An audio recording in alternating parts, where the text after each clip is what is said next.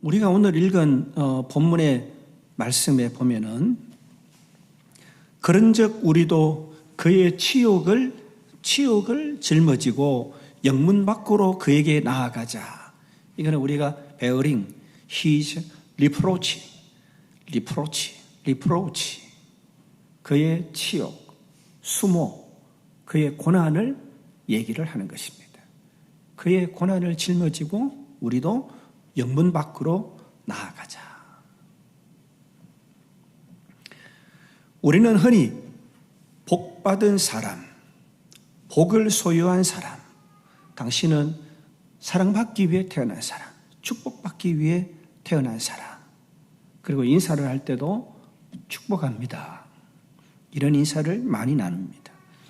우리가 믿는 기독교는 진실로 축복의 종교이고 우리 신앙의 대상인 예수 그리스도는 분명 축복의 근원입니다. 그런데 고난, 수모, 비난, 이 십자가만 나오면 멈칫 주저하게 됩니다. 요즘은 이 십자가를 목걸이를 만들어서 사용하고 또 형상과 디자인으로 치장도 하지만 실제로 십자가는 범죄자, 특히 흉악범에게 주어지는 가장 무서운 형벌의 틀이었습니다. 고난, 십자가는 확실히 부담이 됩니다. 면류관, 영광, 기쁨만 있으면 좋으련만 왜 고난과 십자가가 있을까요?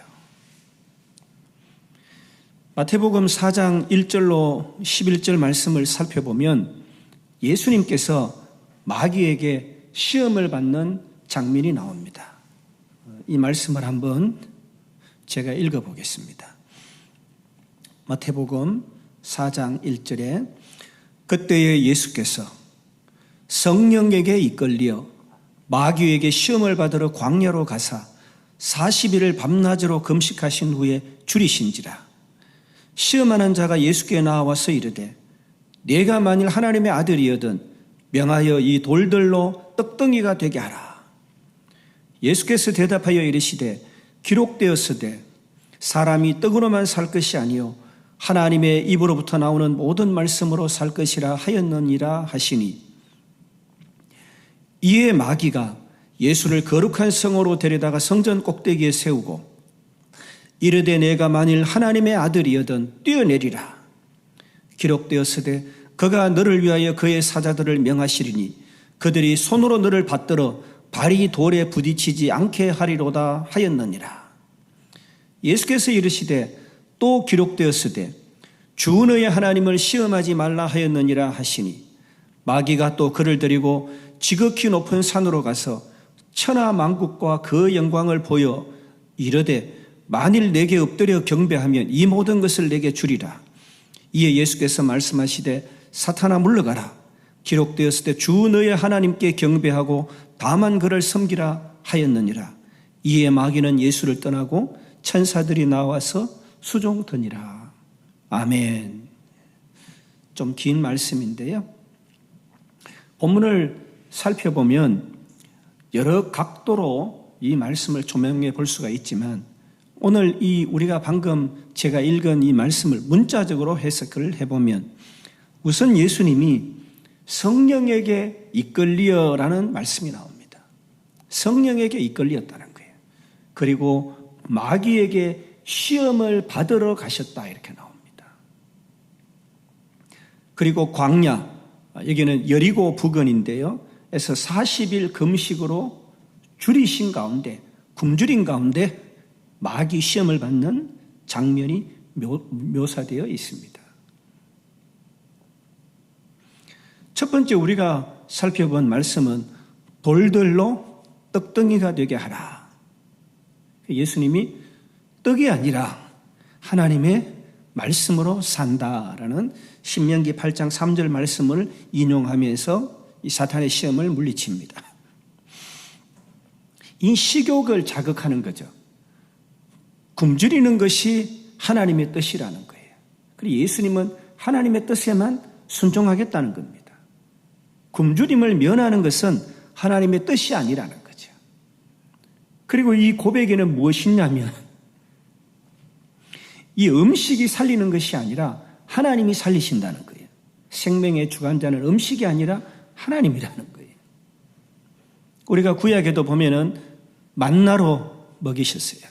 그러니까 어리석은 이스라엘 백성들이 만나가 이 광야에서 우리를 살리는 원천이다.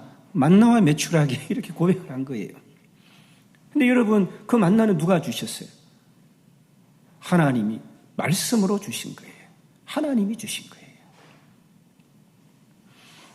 만나가 아니라 하나님이 생명의 근원인 것입니다. 세상에서 만난 것 먹으려고 하나님을 잊어버리는 경우가 많이 있어요. 이 식욕 때문에. 두 번째, 성전 꼭대기에서 뛰어내리라 그랬어요. 말라기서 3장 1절 말씀을 인용했는데요. 주의 하나님을 시험하지 말라. 마찬가지로 신명기 6장 16절을 인용합니다. 이것은 뭐예요? 인간적인 과시욕을 한번 보여봐. 인기를 말하는 거예요. 높은 곳에서 뛰어내려봐. 그러면은 다치지 않잖아. 하나님을 시험하며 자신이 하나님을 거슬려 무엇을 한다는 것은 합당한 일이 아니다. 하나님이 허락하신 것에 나는 순종하겠다는 예수님의 마음을 볼 수가 있는 거예요. 세 번째는 내게 엎드려 경배하면 천하 만국과 영광을 주겠다. 신명기 6장 13절로 10장 20절 말씀을 인용한 것입니다. 주 너의 하나님께 경배하고 다만 그를 섬기라. 그러니까 예수님께 무엇을 얘기하는 거예요? 십자가를 회피하고 당장 영광을 누리라. 당장 권세가 가능하다. 이렇게 말하는 것입니다. 사랑하는 여러분, 이 말씀을 들으면서 얼핏 생각나는 말씀이 있죠. 비슷한 곳이 있어요. 어디예요? 창세기 3장이에요. 하와가 사탄에게 유혹, 시험을 받는 것과 동일한 내용입니다. 식욕이 있잖아요. 식욕을 얘기를 하는 거예요. 먹음직도 하고. 그리고 개인적 자꾸 먹으면 너 밝아져. 권세를 떠는 영광에 쉽게 이르는 방법. 그것으로 유혹을 하는 것입니다. 오늘도 말씀을 보니까 성령께서 왜 예수님을 시험받게 이끄셨을까요? 성령께서 이끄셨다 그랬잖아요. 히브리서 5장 8절에는 이 말씀을 하나님이 인도하시고 성자 예수님이 순종하신 사건이라고 말씀하고 있습니다.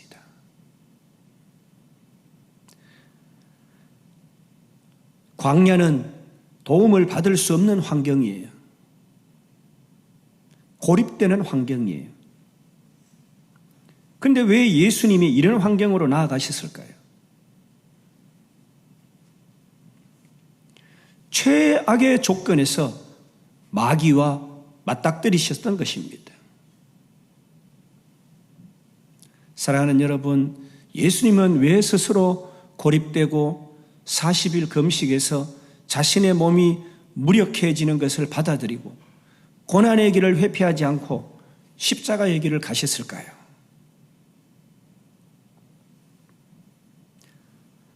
예수님은 시험을 받으러 자원에서 성령께서 성령에게 이끌려 마귀가 있는 광야로 나아가신 것입니다. 이 마귀는 방금 읽은 말씀에 보니까 시험하는 자 이렇게 묘사하고 있습니다. 마귀는 시험하는 자예요. 예수님께서는 아버지의 뜻과 성령의 이끄심을 알고 친히 그 길로 가신 것입니다. 예수님께서 자처하신 그 자리는 시험을 받는 자리였고 이 시험은 결코 가벼운 것이 아니었습니다. 우리가 잘 아는 것처럼 마귀의 시험은 곧 죄의 유혹이고 그 유혹에 굴복한 결과는 사망이기 때문입니다. 주님께서는 사망이라는 시험의 끝자락에 자처해서 서신 것입니다.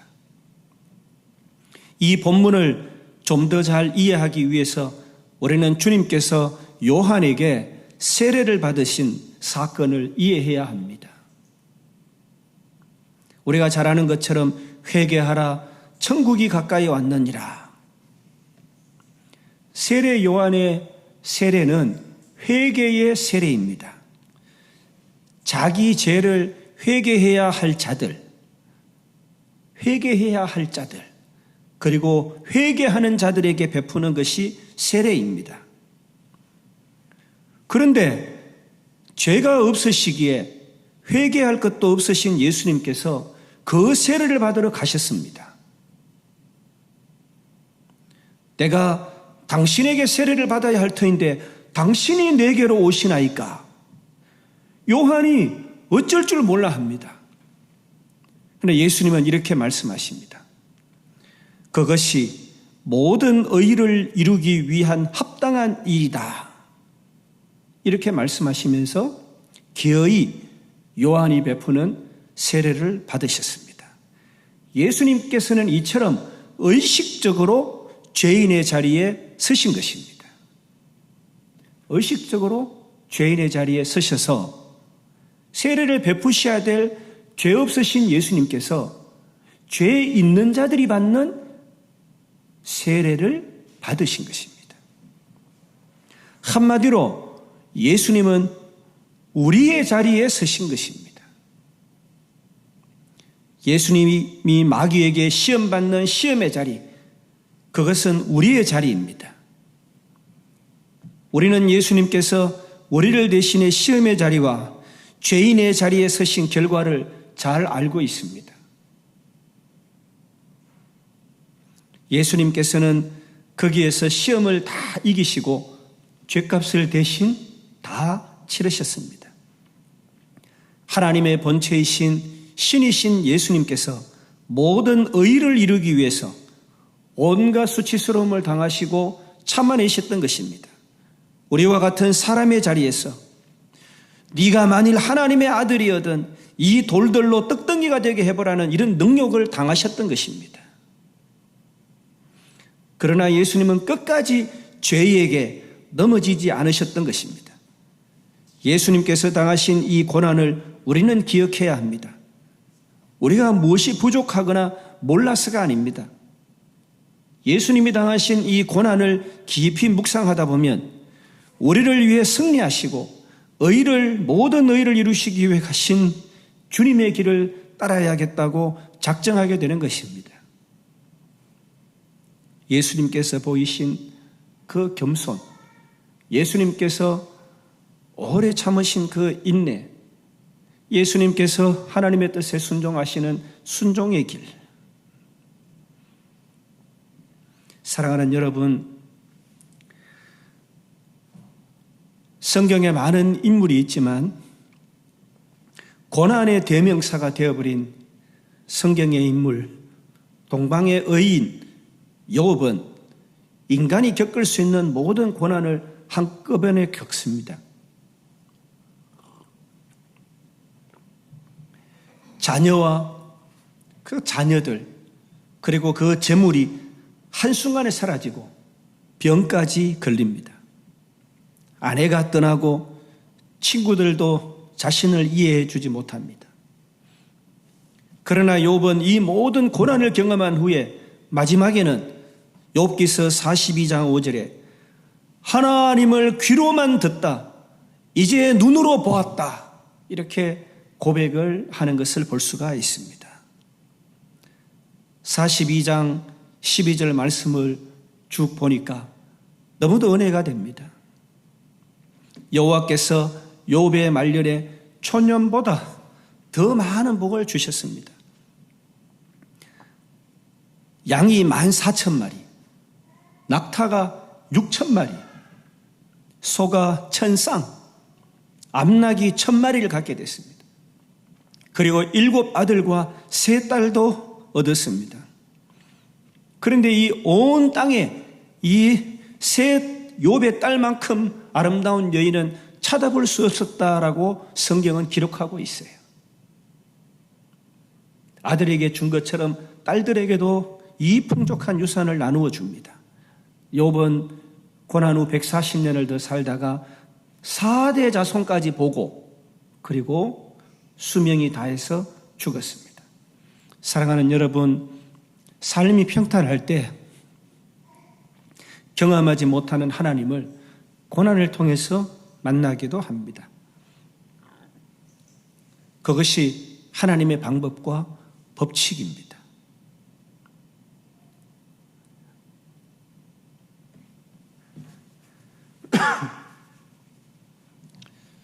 이스라엘 백성들은 우리가 잘 아는 것처럼 애굽에서 요셉의 시대에 총리를 했잖아요.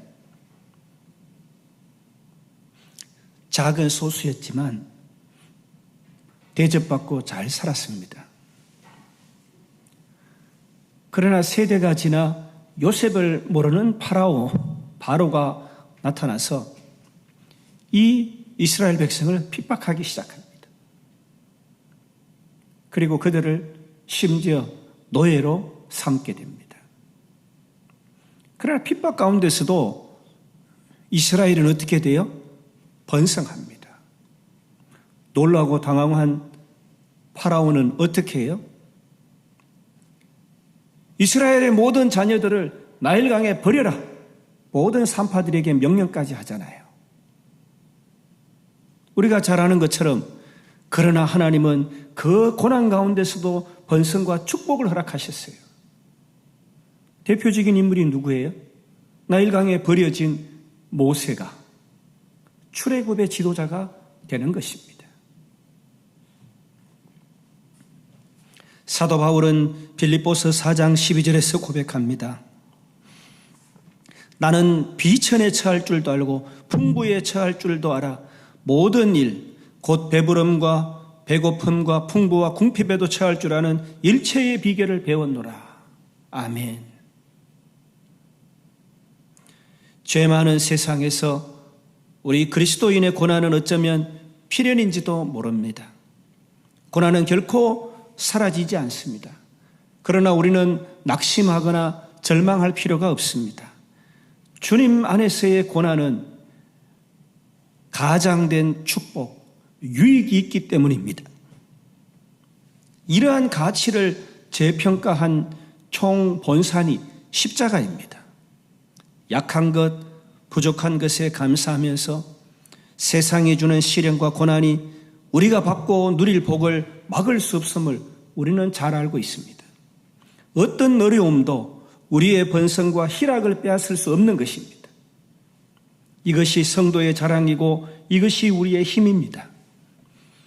하나님께서 우리를 돌보시니 세상의 그 어떤 방해나 어려움도 우리를 하나님의 사랑에서 끊을 수 없는 것입니다.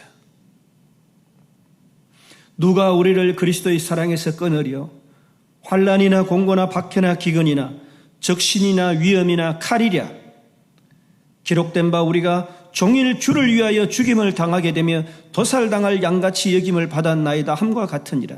그러나 이 모든 일에 우리를 사랑하시는 이로 말미암아 우리가 넉넉히 이기느니라. 내가 확신하노니 사망이나 생명이나 천사들이나 권세자들이나 현재일이나 장래일이나 능력이나 높음이나 깊음이나 다른 어떤 피조물이라도 우리를 우리 주 그리스도 예수 안에 있는 하나님의 사랑에서 끊을 수 없느니라.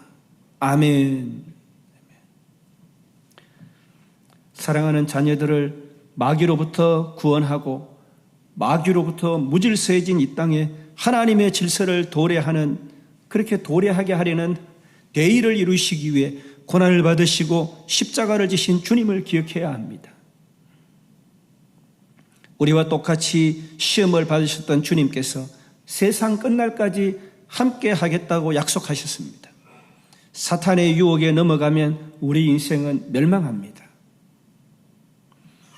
지금도 사탄이 예수님을 시험하였듯이 하나님을 신뢰하기보다는 의심하라고 부추기고, 하나님을 의지하기보다 이 세상 물질을 의지하도록 유혹합니다. 하나님께 순종하며 살기보다는 세상의 방식에 따라 살아가도록 유혹합니다. 이러한 영적 싸움은 우리가 하나님 앞에 서는 날까지 계속될 것입니다.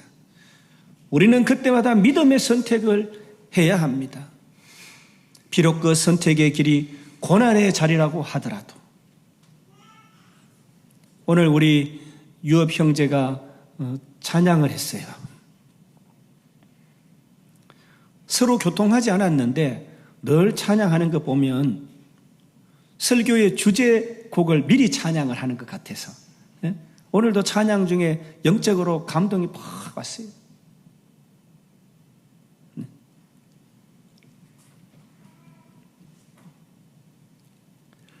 오늘도 예배 드리고 축도 후에 우리 믿음이 없이는 한 번 더 같이 찬양을 했으면 좋겠습니다.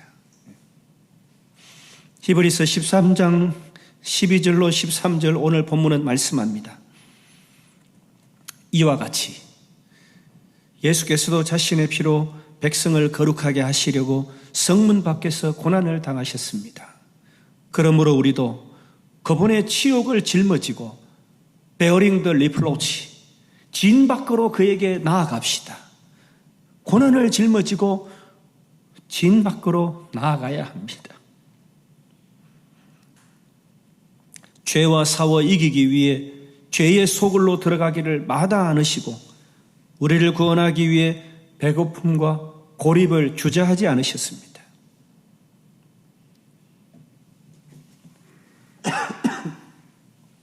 사순절 기간에 주님께서 당하신 치욕을